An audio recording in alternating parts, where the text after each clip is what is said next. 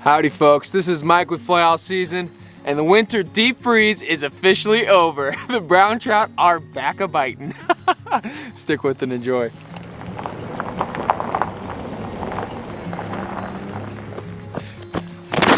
It's time to go fishing.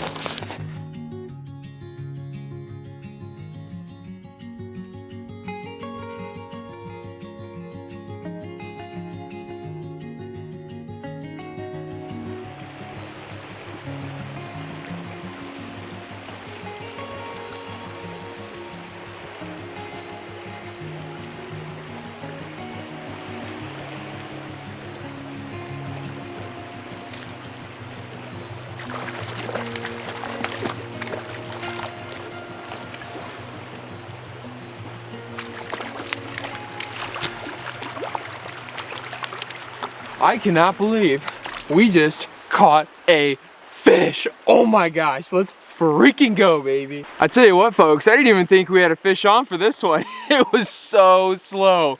Little guy's still waking up trying to watch his Saturday morning cartoons and said, oh, what is that? Oh my goodness. And we got him, man. That is such a beautiful fish to break this wintertime deep freeze, man. It has been too long since I've gotten on a fish. This is so nice. He's beautiful, man. That tail action, everything about this fish, cash money. So let's get him back and get another one, man. Let's go. As the sun is coming up over the hills, we just got on our first brown trout in literally months. It's almost been like a month and a half since I've even gotten out and attempted to fish. Whew, that feels so good, folks. The dream of spring. The dream of spring is so real. And let me real quick show you what I got that guy on. This is a fairly new scud / salbug pattern that I've developed over the winter. I really like it, and that was on my top fly. I'm actually running a really small midge underneath. So I think we need to get back in there ASAP. ASAP Rocky.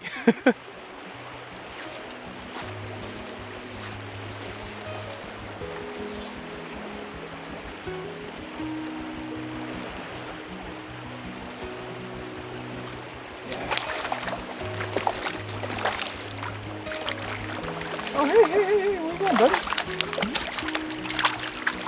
Yes, dude, let's freaking go, yes! Not but a few casts later, we are on a spunky little wintertime brown. This boy, oh no, he is spunky as the day is long, but he is beautiful. I think we're gonna get him back.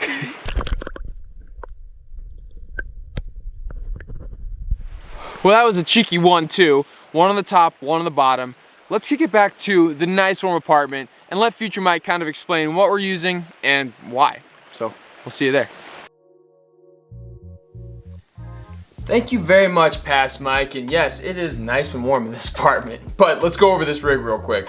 I'm rocking the 9'5" weight Driftless, the Moonshine, the newest addition to the Broomstick Armada. This thing sings, baby. It sings. I love it. It's great for what I'm doing today, that being a deeper nymph approach. And I'm trying to be real subtle with this approach because, you know, when I'm unsure of the water, I'm going to assume that it is clear and it is low.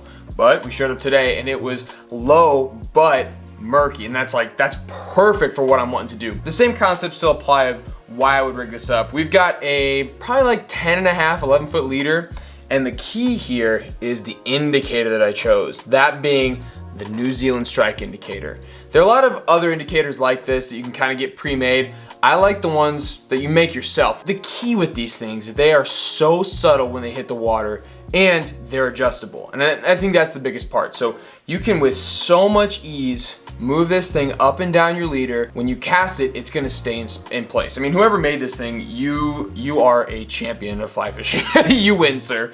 But I love them, and they do a great job of really just slowly, just so delicately landing your whole setup on the water.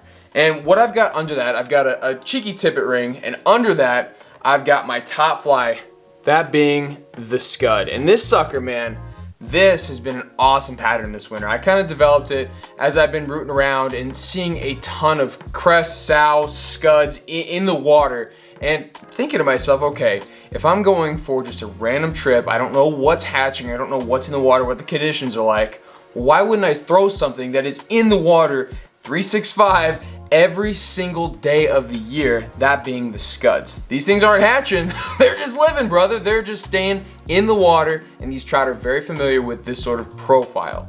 You know, it's not an exact, I don't know if it looks anything like a real scud or a real sow bug, but it's, again, that general pattern that does such a good job. And underneath that, I've got a very, very small midge. And it's like a pink tan combo. It's a very weird, very, very weird coloration, but it has worked wonders. And again, you think about this time of year, you're thinking about winter. Winter is it's the time of the midge, baby. And they may not be hatching, but they're gonna be moving, they're gonna be staging. So the midge is going to be, again, this very constant in this winter season. And that's why I love throwing it, and the fish just hoover it up, baby. They just hoover it up. That's the rig. Hope you guys like this. Let's kick it back streamside and get on some more fish.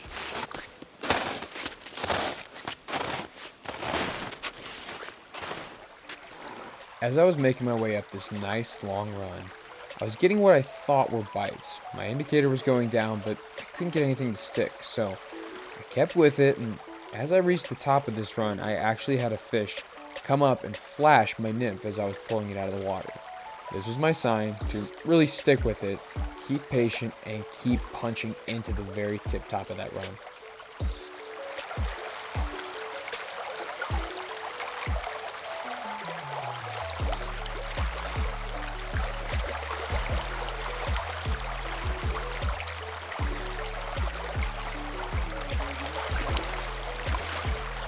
Yes, let's freaking go, baby! Now this is the caliber fish I'm used to here at Clear Creek, baby. Little Spring Creek sharky monster. He is a tubby boy. You have been eating this winter. Good Lordy have mercy.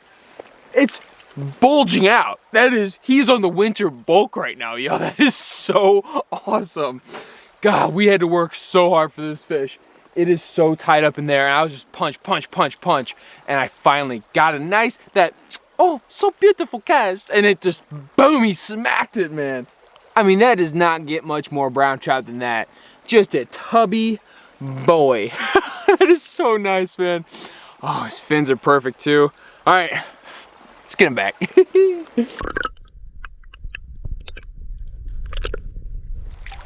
Yoo-hoo! Let's go, baby.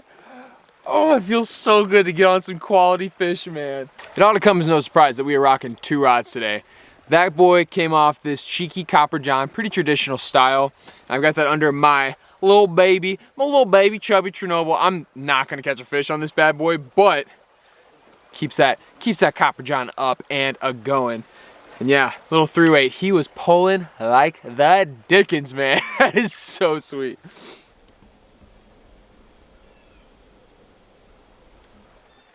And for this next section, keep a real close eye on my approach and where my shadow is. I'll explain more in a bit.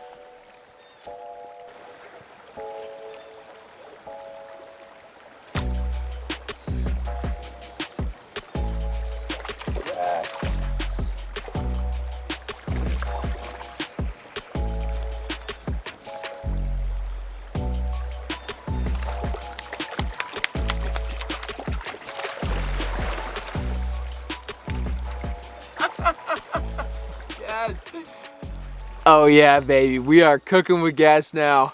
That is kind of what you want when you come to the Driftless, man. That is a fantastic, just wintered up tubby boy. I mean, he's another tubster. Leo, shout out to you, buddy. Free shout out. This one's for you, man. God, is he gorgeous. Look at that freaking tail. Good Lordy have mercy on my soul. This is a beautiful little trout, and let's get him back. That trout is back in the water, and we're gonna real quick spin it back to Future Mike, and we're gonna talk real quick about what just happened there, because I don't got the time. I gotta run up this creek before the morning bite's over. So, Future Mike, take it away. Oh, me again? Okay, yeah, so this shadow thing. When I was approaching this run, I had the sun to my back, and this is a problem we run into as anglers in the morning and in the evening. My shadow was casting long, holy cow. But what I did to remedy this issue is I just positioned myself on the stream. I moved from the right side of the run to the left side, so that shadow was casting over the bank rather than over the main section of the run. And as you can see, we creeped on up, got a nice cast in, and bow, we got that guy. But it's just something to keep in mind. You got to be very aware of your surroundings when that sun is pushing that shadow. It really can make a big difference on sneaking up to the fish or spooking him. So there you go. Back to you. I got some reading to do. Thank you, Future Mike. Hopefully you viewers makes a little bit more sense why I decided to do the approach I did. And we're gonna try and replicate that and get back in this riffle. See if he has any buddies. What do you say? Let's go. As I hold real tight to that left side bank, I'm gonna try and get back to where I hooked that first fish. That way I know anything above that point will probably have some fish in it.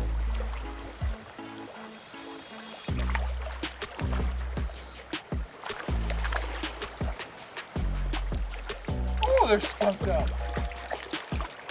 Yes, let's go.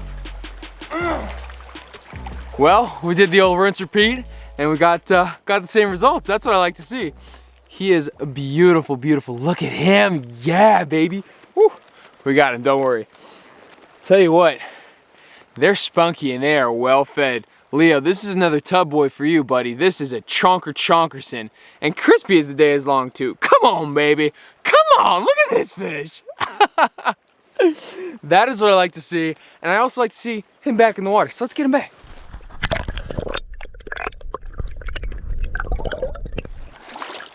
Oh yeah, a little late winter action, y'all, baby. This is so awesome. The sun is warm, the birds are chirping, the fish are biting, man. Come on, what else can you ask for, man? Being cooped up in a house for freaking a month and a half with no fish had me going insane. I'm so glad to be out and about doing the damn thing, folks. This is so sweet. Ah, yes. Oh, little guy. Ah!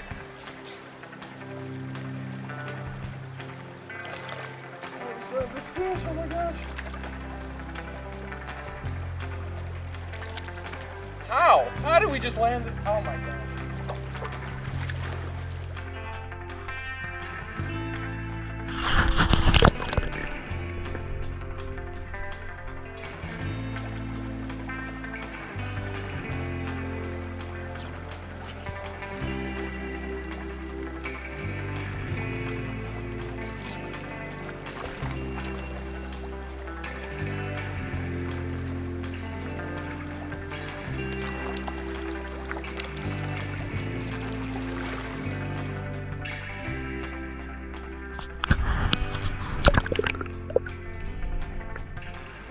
Yeah, we got another one. Alrighty folks, with all that fishy action and the little explanations as to what I'm doing and why I'm doing it, rigs and whatnot, we're gonna cut session 1 there. This has been super productive and we are absolutely slapping these late winter fish. But we are in a time crunch. I am fighting the sun and the snow because this shit is gonna start melting and yeah, it's gonna really kill our bite. But that's why we need to keep the hustle on, keep that gas pedal down, baby, and let's freaking go. So stick around, keep your eyes out for session 2. It'll be out in a bit. But folks, thank you so much for sticking around. You OG subs, y'all are the freaking best. You know who you are. This community is growing so quick. The Discord, Instagram, everything. It is so cool to see, and your guys' support means more than the world. I'm happy to share my experiences with you, and dude, get on the hype of no more winter. Let's go. Oh, it's so good. But check out the Discord, check out Instagram. It's popping over there. And yeah, wherever your adventures lead you, hope you keep your feet in the water. And until next time, tight lines. Oh, hey, didn't see you there. Really hope you enjoyed this last video. And if you did, and are looking for a bit more fishy action, come check us out over at our Discord server. I've linked it down below. It's super easy to set up and it's a great way to engage with this community, but also share your experiences. Give a little fishing knowledge, take a little fishing knowledge. It's a great way to learn about different places, different experiences, and awesome adventures from other folks who are in the fly off season gang, man. So we hope to see you over there soon. And until next time, folks, wherever your adventures are taking you, I sure hope you're keeping your feet in the water. And until next time, tight lines.